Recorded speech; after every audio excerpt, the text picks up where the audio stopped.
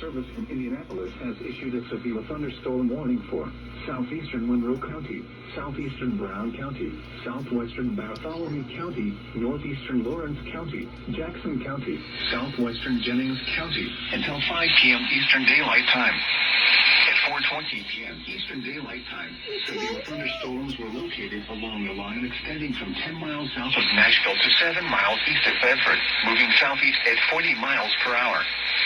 Expected hazards include 60 miles per hour wind gusts.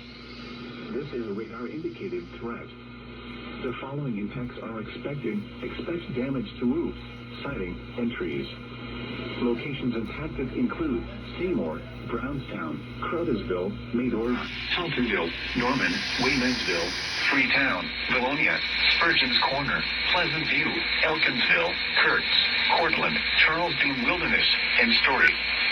This includes Interstate 65 between mile markers 37 and 54. For your protection, move to an interior room on the lowest floor of a building. Repeating, a severe thunderstorm warning has been issued until 5 p.m. Eastern Daylight Time for the following counties in Indiana: Bartholomew, Brown, Jackson, Jennings, Lawrence, and Monroe.